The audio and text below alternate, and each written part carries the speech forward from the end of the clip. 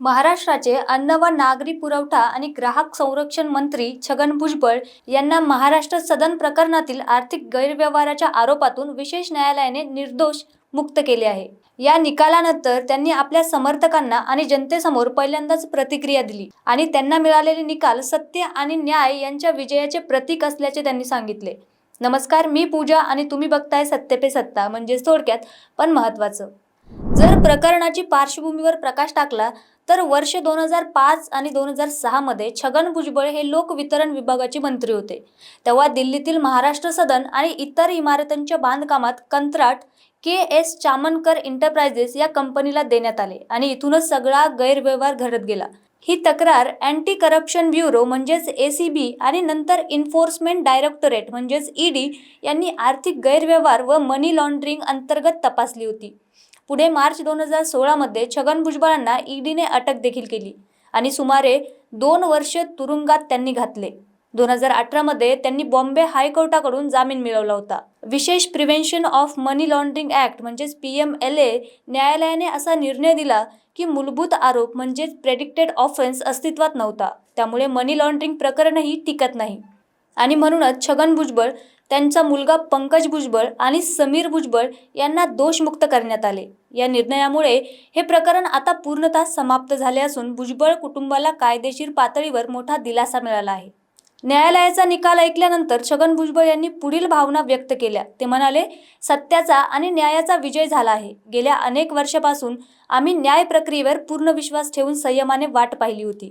या कठीण काळात माझ्या कुटुंब, सहयोगी आणि जनता यांचा अवितरित विश्वास आमच्यासोबत होता, त्याबद्दल मी त्यांचा ऋणी राहील।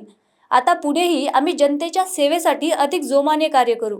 त्याचप्रमाणे माजी खासदार समीर भुजबळ यांनीही न्यायालयाचे आभार मानले आणि सांगितले की त्यांनी संपूर्ण वेळ न्याय प्रक्रियेवर विश्वास ठेवून आपली बाजू समोर ठेवली। हा निकाल राजकीय दृष्टिकोनातून महत्त्वाचा असल्याचे विश्लेषक मानतात, कारण भुजबळ हे राष्ट्रवादी काँग्रेस अजित पवार गटाचे एक प्रमुख नेते आहेत।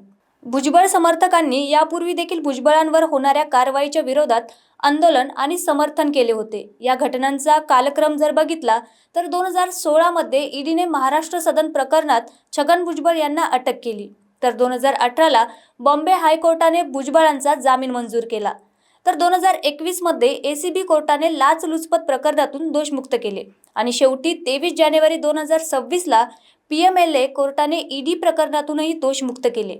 या निकालामुळे छगन भुजबळ यांच्या राजकीय आणि सामाजिक करिअरवर मोठा परिणाम होण्याची शक्यता आहे। तसेच न्याय प्रक्रियेतील विश्वास आणि निष्पक्षतेचा मुद्दा पुन्हा एकदा चर्चेत आला आहे। यात सगळ्यांच्या मनात आजही एक प्रश्न घुटमळत आहे की छगन भुजबळ खरंच निर्दोष आहेत का? न्यायालयाने छगन भुजबळ यांना निर्दोष मुक्त केले असले तरी जनतेत आणि राजकीय वर्तुळात मतभेद स्पष्ट दिसतात। हा निकाल सत्याचा विजय आहे की पुराव्याअभावी सुटका, हा खरा प्रश्न आता उपस्थित केला जात आहे। भुजबळ समर्थकांचे मत असे आहे की हा खरा न्याय आहे। भुजबळ समर्थक आणि त्यांच्या पक्षातील नेत्यांच्या मते छगन भुजबळ यांच्यावरचे आरोप राजकीय सूडबुद्धीने प्रेरित केले होते। त्यांनी जवळपास 2.5 वर्षे तुरुंगात काढली, पण आज अखेर न्यायालयाने त्यांना क्लीन चिट दिली। जर एसीबी आणि मूळ गुन्हाच न्यायालयात टिकला नाही तर ईडीचा मनी लॉन्ड्रिंगचा आरोप उभाच राहत नाही। हे कायदेशीर सत्य आहे। कोर्टाने निर्दोष मुक्त केले म्हणजे ते कायद्याने आणि वस्तुस्थितीने निर्दोषच आहेत, असा समर्थकांचा ठाम दावा आहे। समर्थक असे देखील म्हणतात की कोणताही नेता इतका काळ तुरुंगात राहूनही पुन्हा जनतेसमोर उभा राहतो, हेच त्यांच्या स्वच्छ प्रतिमेचं उदाहरण आहे। याउलट विरोधकांचे मत जास्त बोचरे ठरत आहेत। कायदेशीर सुटका म्हणजे नैतिक क्लीनचिट नाही। दुसरीकडे विरोधक आणि काही सामाजिक कार्यकर्ते वेगळा मुद्दा मांडतात। न्यायालयाकडे पुरावा अपुरा आहे म्हणून दोषमुक्त केले, पण याचा अर्थ घोटाळा झालाच नाही असं होत नाही, असा त्यांचा युक्तिवाद देखील आहे। महाराष्ट्र सदनासारख्या मोठ्या प्रकल्पात कंत्राट खर्च आणि निर्णय प्रक्रिया संशयास्पद होती, ते आजही मानतात। राजकीय नेत्यांच्या प्रकरणात तपास यंत्रणा अनेकदा अपयशी ठरतात, यामुळे सत्य बाहेर येतच नाही असा आरोपही केला जातो। काहींच्या मते हे निर्दोषत्व नाही तर सिस्टम फेलियर आहे। विरोधक असे देखील म्हणतात किंवा प्रश्न विचारतात, जर सगळं इतकं स्वच्छ होतं तर इतकी वर्ष तपास, अटक आणि तुरुंगवास का झाला? कायदेशीर तज्ज्ञांचं असं मत आहे की न्यायालयाचा निर्णय अंतिम। कायदा तज्ज्ञ या प्रकरणाकडे थोड्या वेगळ्या नजरेने पाहतात। भारतीय न्यायव्यवस्थेत पुराव्यावरच निर्णय होतो, संशयावर नाही। तपास यंत्रणेला आरोप सिद्ध करता आले नाहीत ही त्यांची जबाबदारी होती. कोर्टाने निर्दोष मुक्त केले म्हणजे कायद्याच्या नजरेत ते गुन्हेगार नाहीत. हे अंतिम सत्य जरी असलं तरी नैतिकता आणि राजकारण हा वेगळा विषय असू शकतो.